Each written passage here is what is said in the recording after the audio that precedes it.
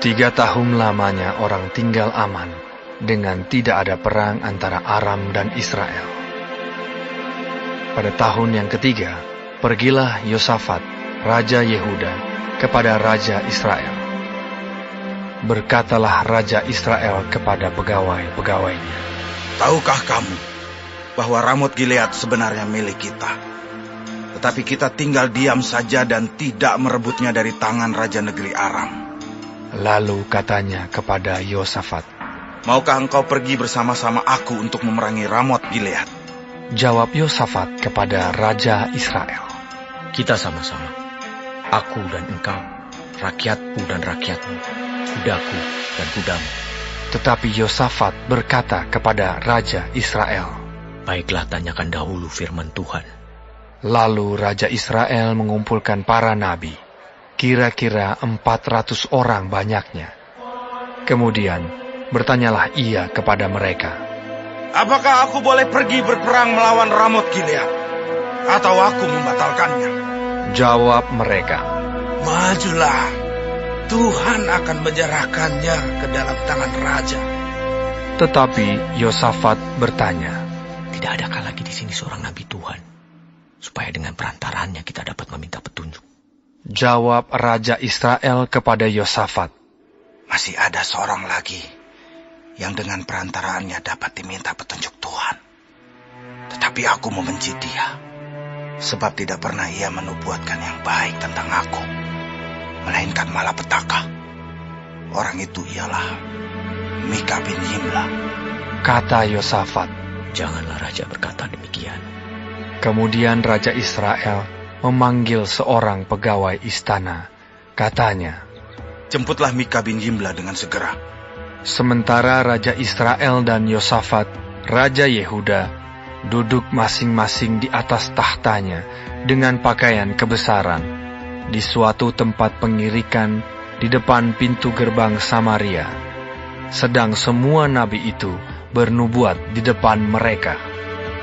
Maka Zedekia bin Kenaana membuat tanduk-tanduk besi, lalu berkata, "Beginilah firman Tuhan. Dengan ini, engkau akan menanduk Aram sampai engkau menghabiskan mereka." Juga semua nabi itu bernubuat demikian. Katanya, "Majulah ke Ramot Gilead, dan engkau akan beruntung. Tuhan akan menyerahkannya ke dalam tangan raja."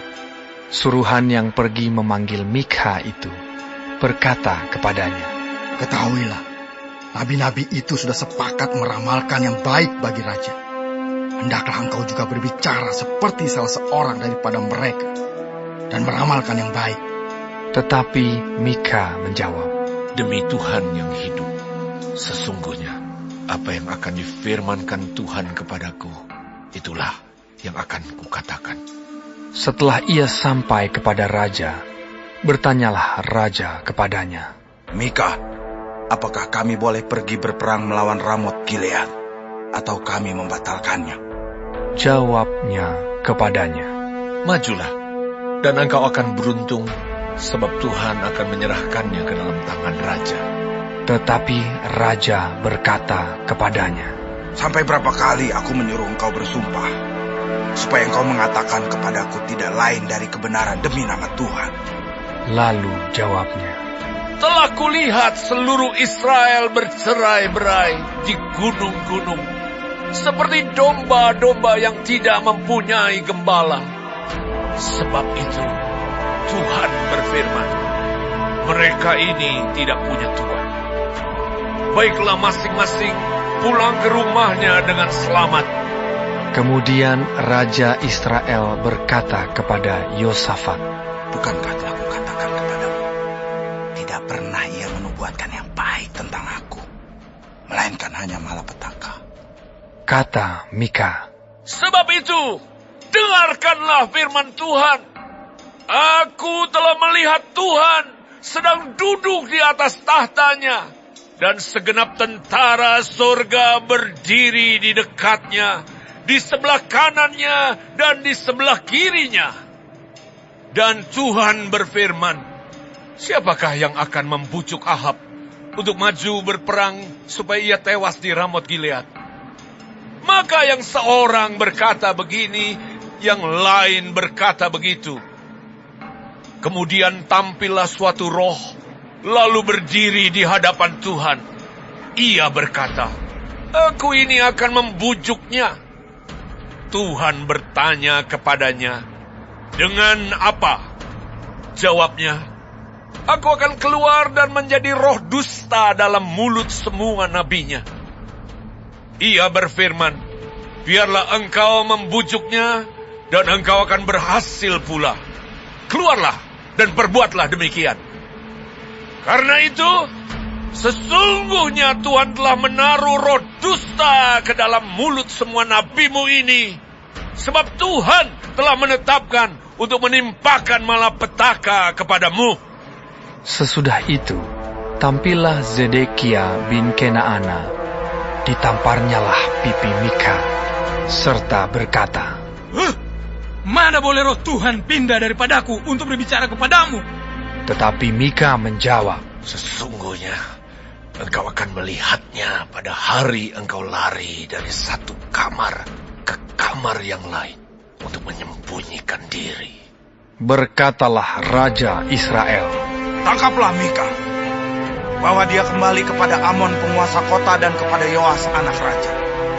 Dan katakan, beginilah titah raja. Masukkan orang ini dalam penjara dan beri dia makan roti dan minum air serba sedikit, sampai aku pulang dengan selamat. Tetapi jawab Mika, "Jika benar-benar engkau pulang dengan selamat, tentulah Tuhan tidak berfirman dengan perantaranku." Lalu disambungnya, "Dengarlah, hai bangsa-bangsa sekalian." Sesudah itu, majulah Raja Israel dengan Yosafat, Raja Yehuda, ke Ramot Gilead. Raja Israel berkata kepada Yosafat, Aku akan menyamar dan masuk pertempuran, tetapi engkau pakailah pakaian kebesaranmu. Lalu menyamarlah Raja Israel, kemudian masuk ke pertempuran.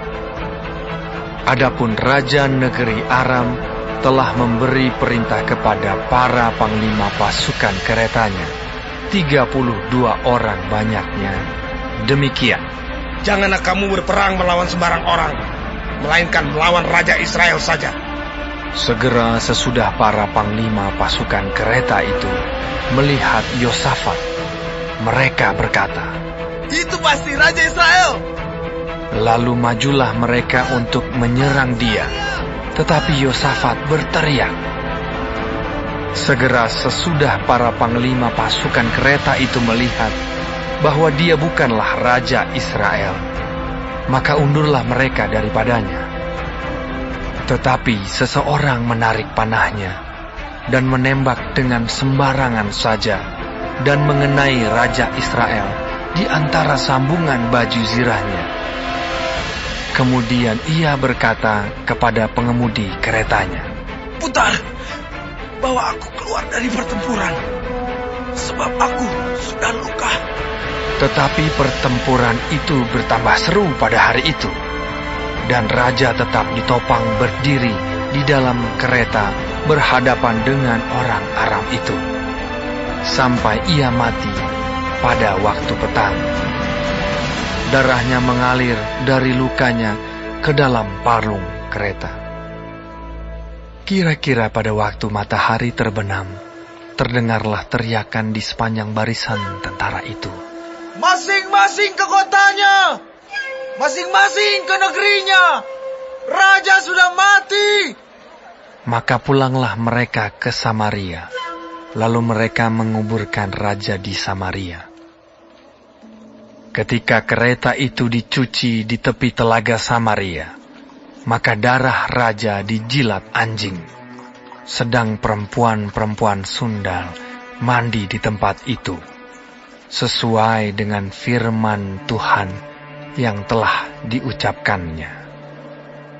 Selebihnya dari riwayat Ahab dan segala yang dilakukannya, serta istana gading, dan segala kota yang didirikannya, bukankah semuanya itu tertulis dalam kitab sejarah raja-raja Israel?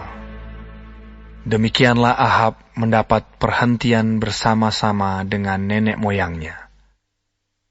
Maka Ahazia, anaknya, menjadi raja menggantikan dia.